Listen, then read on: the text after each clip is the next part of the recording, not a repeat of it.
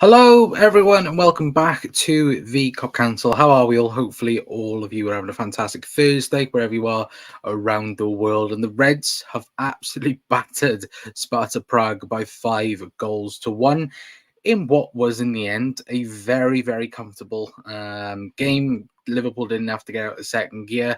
And I think that's very much on ourselves. I think, look, the team that Jurgen put out, the performance itself was top, and obviously with a huge week coming up, it's a good start. But of course, that game now on Sunday, everyone's going to be thinking about, and we'll talk, of course, everything that happened during the game as well. But Liverpool have practically got the job done in getting into the last 8 of the Europa League anyway. And of course, looking at the results so far in the Europa League, there are a few shockers in there for sure. But again, let me know, all of you are in the comment section down below. Let me know your guys' thoughts, your reaction as well to Liverpool winning by such a comfortable meaning. Because again, look, I think all of us predicted a very tough game, but again, the Reds have managed to make it a lot easier for the second leg, of course, next week as well anyway. But Red Menace is in, or Sheen, sorry, is in, saying great win, but look, a bit open at times. Defo will improve on Sunday, and thankfully Canate isn't serious. Yes, of course, obviously Ibu did go off at half time. Well, it wasn't half time. It was on the 50th minute but he did go down injured, which I think a lot of us did think that he was, it was pretty bad. But Jurgen Klopp has confirmed that it isn't so bad. It is just a precaution, which again, if he had stayed on, might not have been precaution. It would definitely be out for Sunday against Manchester City. But it does look like the Ibu is all good and all okay as well anyway. But TNT talking absolute rubbish. Yeah, Dufo was on about this before he came on. Steve McManaman reckoned that Darwin, Canate, and Gomez were injured, which they're not. Again, I don't get. It's just lazy journalist in that opinion. Punditry, I should say, not journalism. To be fair, but Chris is in as well, saying job done, tie it done, play the kids in the second leg. Can't ask for better. Only worry is injury news. Now, Canate walked off fine. To be fair, Prague are a good team, but them being too attacking made it ruthless display as well. But yeah, 100%. And look, we'll get on to the goals in a minute. But my prediction was 3-2 to Liverpool. I was right on the goals. Impressive attacking wise. Well, yeah, no, it was. And look, obviously, as there's the title says, obviously the big one for Liverpool, Darwin Nunez, again getting 2 goals. And it wasn't 2 easy goals. It was 2 amazing goals from Darwin Nunez. What he's been able to do this season, again, if he's got more goals than what he did last season for Liverpool, and just overall play, Darwin Nunez is up. People slate him every single week. Rival fans have a go at him. For me, he's outstanding. I love the lads. He genuinely gives 100% towards the team. And you know what? He can miss from 5 yards, but he can absolutely score wonder goal from 30. It's unbelievable what he can do. And look, like I said, with every single performance this season, he's got better and better. And in this title running, he's going to be immense for Liverpool. Hopefully, again, I think in his last 10 games, I think he's got 11 goal involvements, which again is huge in that sense as well. But again, Darwin getting 2 goals on the score sheet. Obviously, Maka obviously scoring first for Liverpool from the penalty spot. But Darwin Nunez, he is my man of the match for tonight. I know plenty of people might say you could give it to anyone else. You can give it to Maka. You can give it to Endo as well. I thought Endo was quite good in the midfield. You could even give it to Keller for the 2 saves he had to make in the first half, in particular. But for me, Darwin Nunez he's getting better and better each week, and hopefully Sunday against City, he can definitely put a few away as well. Obviously, Mo coming back as well, which was great news in that sense as well. Speaking of Mo, we are going to talk about Mo's offside goal because chat, let me know, is this offside from Mo Salah? I don't think it is personally, but again, we don't care because we've won 5-1. But if Liverpool do lose the second leg by a goal, again, this will be, I think, a talking point overall. But of course, it's very unlikely that that will happen. But yeah, I don't get how that was given offside. Anyway, but let me know your guys' thoughts on Darwin as well, and Maka. I think if we're gonna put players on who it could be, in terms of man of the match, Maka as well, I think is criminally underrated for what he has done for Liverpool this season. It feels like I'm saying that every single video at the minute, in terms of the performance that we're getting from Alexis McAllister. Again, Liverpool's midfield last season, you could see how desperate we were for a good midfielder, and now that we've got a bunch of them, when we look at Curtis Jones obviously coming through and performing well this season, Dominic Szoboszlai coming in, Alexis McAllister for me has been Liverpool's best midfielder up to date, with Endo as well coming in. It's nice to have a midfield or midfielders that are one of the best players in our team in that sense as well. And you could see yesterday Jurgen absolutely adores Alexis McAllister, and again, you can see why from his performances anyway. But what else do we have? Nunez, beautiful goals, unlike Taplan's as well. Yeah, 100%. Nunez on fire. Evening Oswald, hopefully doing well, mate. Saying that green and white away strip has grown on me as well. Special kit, isn't it, mate? Again, it could very well be a special kit for Liverpool this season. Which again, I think when you even look back at the 2008-2009 season, all back then, growing up as a kid, that grey away kit was never a good kit until we beat Manchester United. And then now look at it, it's probably one of the most iconic away kits going for Liverpool. The Minecraft kit that I called it on the season is very well becoming, I think, a lot of people's favorite kit this season as well. But the hostile place, Prague too, yeah, 100%. Again, it wasn't an easy game, don't get me wrong. Like, Sparta Prague beat Galatasaray to get you, and look, Galatasaray are no easy team in Europe to come against. And I think when we spoke about it yesterday in the match preview, it was definitely something that it was something to be wary about. And you looked at the team that Jurgen put out; it wasn't a team that was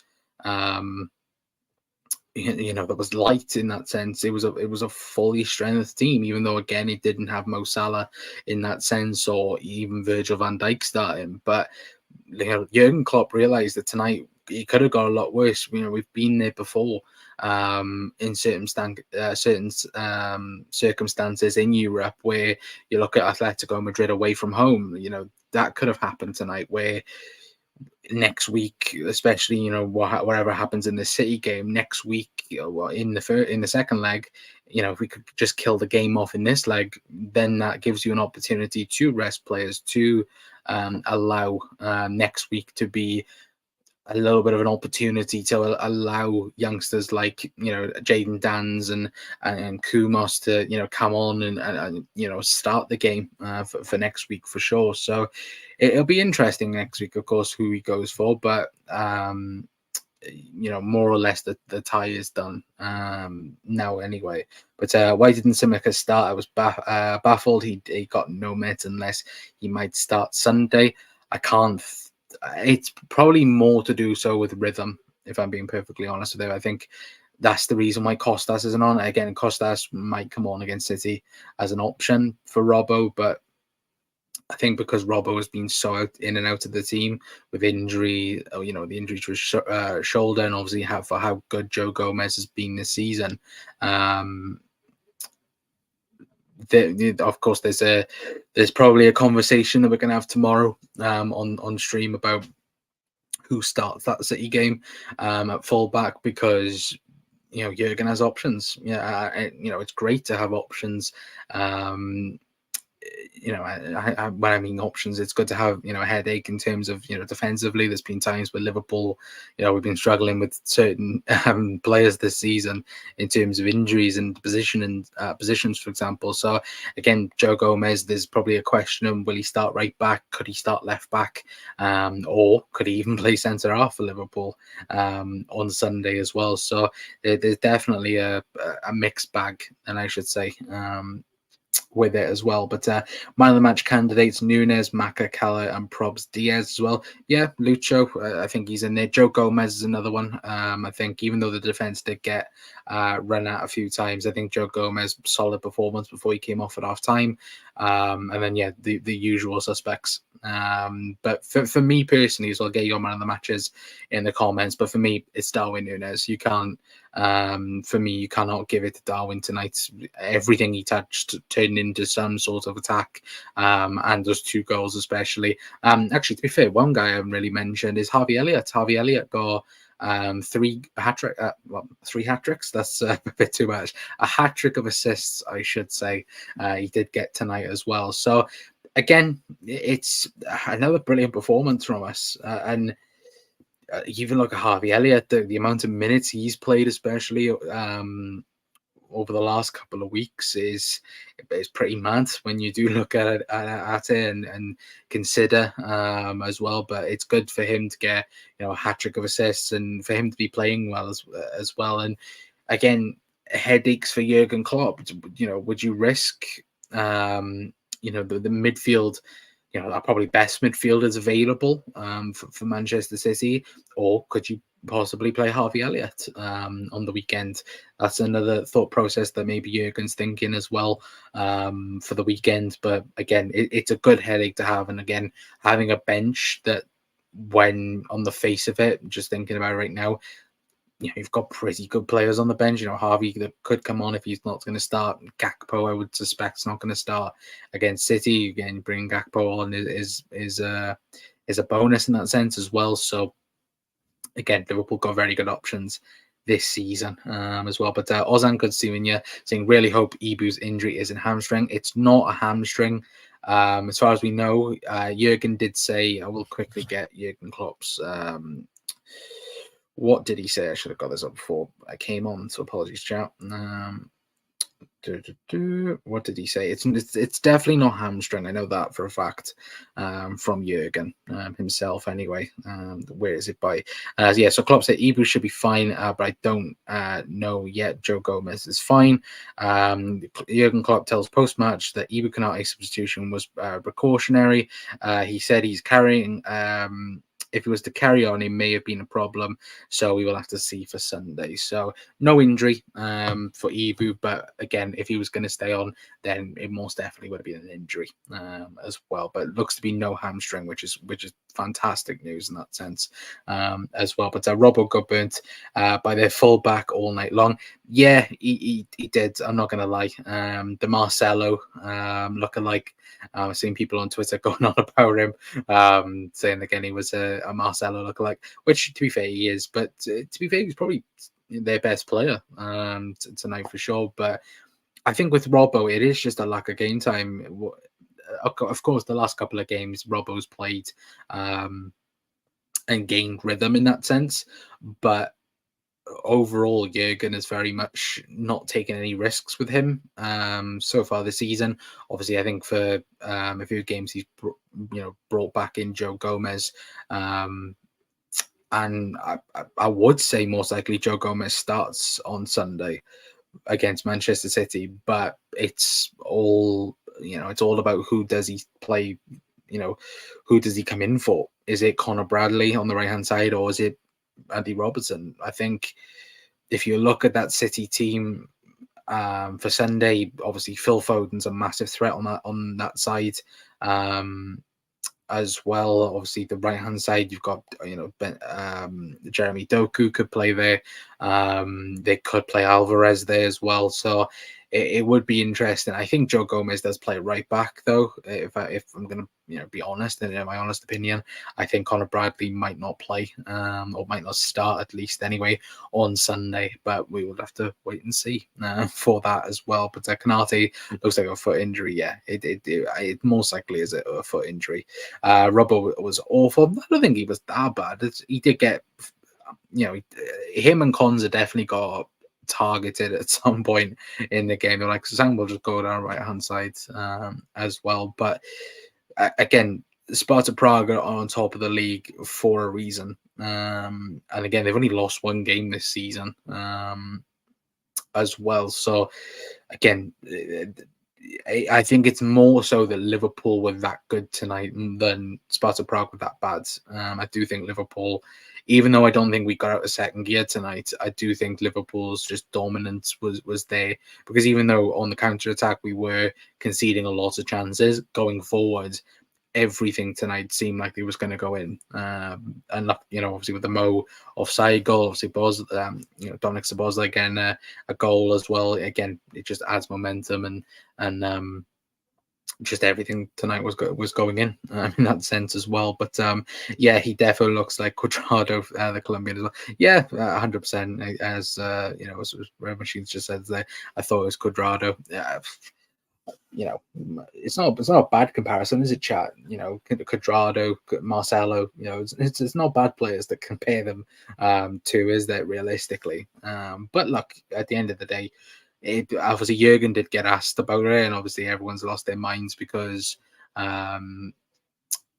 I think the interviewer was like, "Oh, could you, if you wanted to, would you want to bring anyone from Sparta Prague to Liverpool?" And he was saying, "Oh, what do you want me to do? Take them on holiday with me?" And blah blah blah. And he used the word "retired" in that sentence as well. So I think he was just from Liverpool. I don't think Jurgen Klopp's going to retire full stop from football. He may do, which again would be a real shock. But I think give him a year away from football, and I think Jurgen will be back in football. I don't want him to be, by the way. It's like if Jurgen just went, okay, yeah, I'm done with football. Liverpool was my final club. Happy days. Like, I don't want to ever face Jurgen Klopp. But again, there's always the possibility in the future as well. But thoughts on how reliable Bobby Clark has been gone? Yeah, he's been good. So, like, again, it's too early to put anything on Bobby Clark or any of the youngsters like Jayden Dans or anyone like that. But what we've seen from Bobby Clark, I've always spoken about Liverpool never properly replaced the profile of Adam Lallana in Liverpool's team. And Bobby Clark is that for me. And I do feel like he is he reminds me an awful lot of Adam Lallana and the qualities that he brings to a Liverpool midfield. Next season, I wouldn't be surprised if we saw Bobby Clark go on loan to a championship club. But again, it just depends on who the manager is for next season, because who the hell knows who that's going to be at the minute as well. But in terms of this season, Bobby Clark can add massive amount of quality to Liverpool's midfield because he is something that we don't have in that sense. Again, he's good with counter pressing, can drive with the ball, looks reliable on the ball, if that makes sense as well.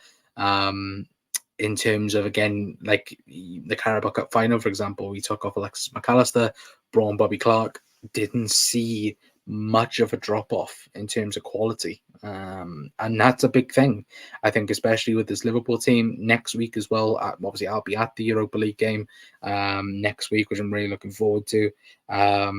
But it's also the sense of it'll be good to see some of the youngsters next week and see how they respond to a European night at Anfield, because that's going to be good for them, good experience to see what they can bring to this Liverpool team, because you do look at the kids and you look at who's going to come through, obviously, and you look at the opportunities that they have.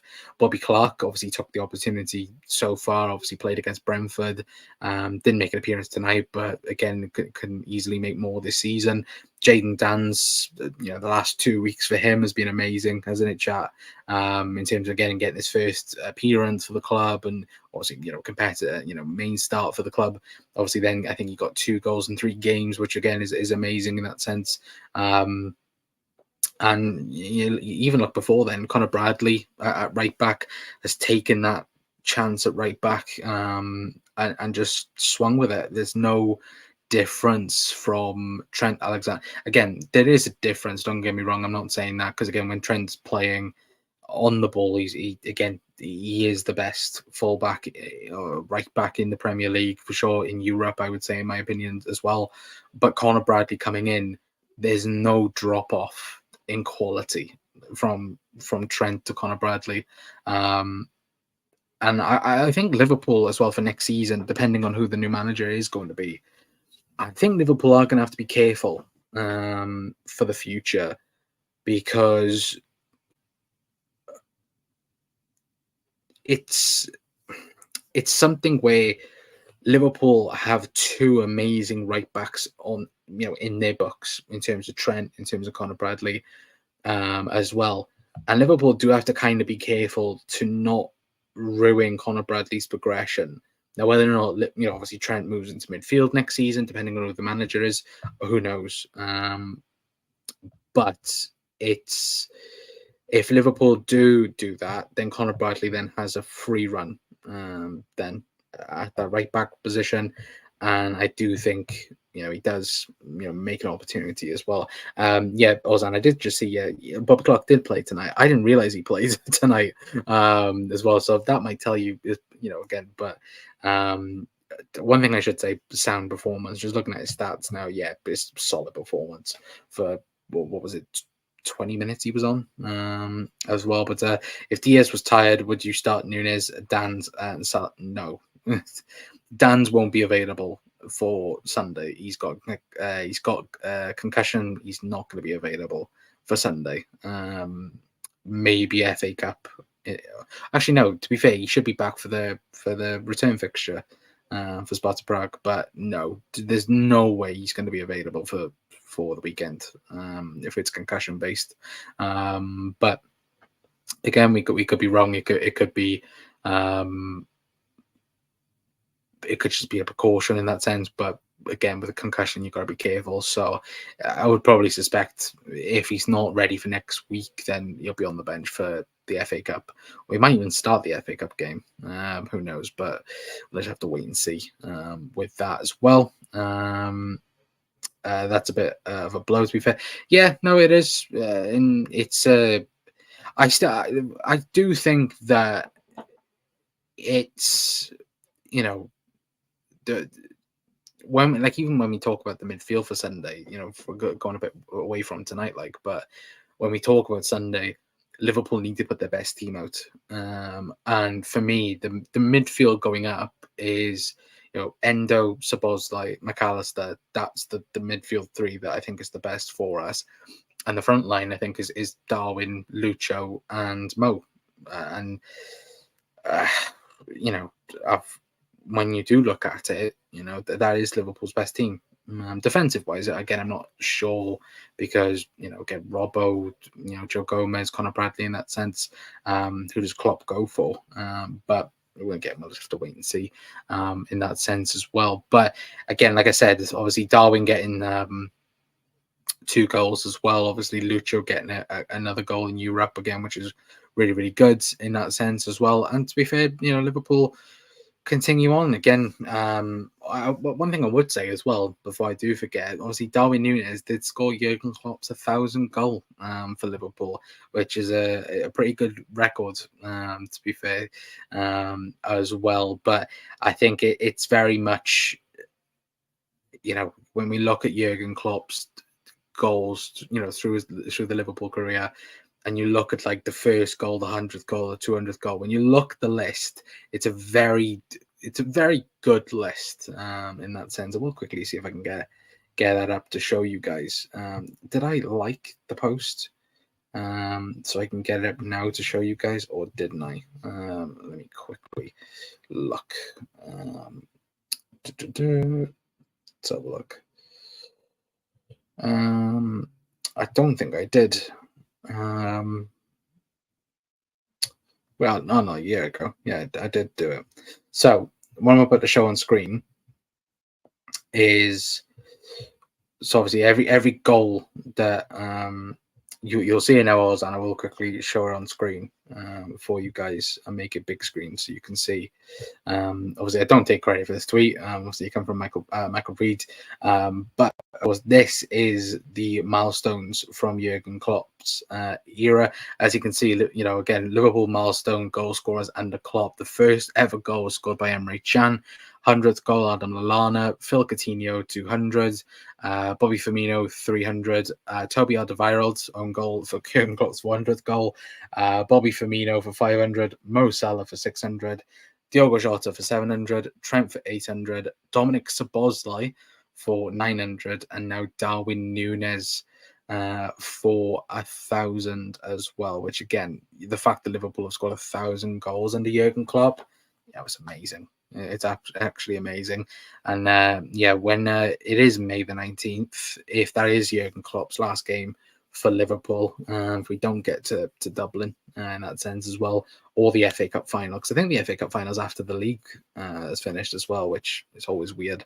But yeah, I'm going to be very upset that Jurgen's no longer Liverpool's manager. But again, hopefully we can celebrate the rest of the season by, of course, us going on to win something big, and hopefully Sunday is the start of that. Anyway, but who scored the first ever goal? Obviously Emre Can.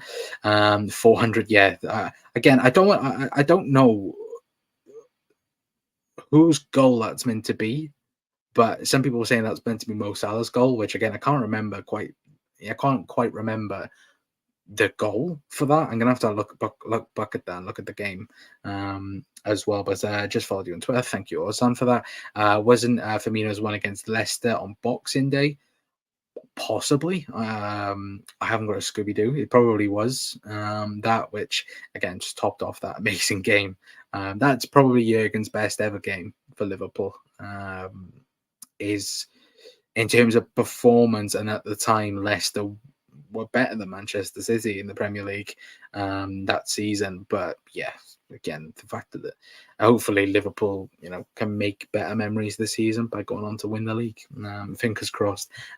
Anyway, but I'm going to leave it there for tonight, guys. Anyway, big thank you to all of you guys for tuning in as well.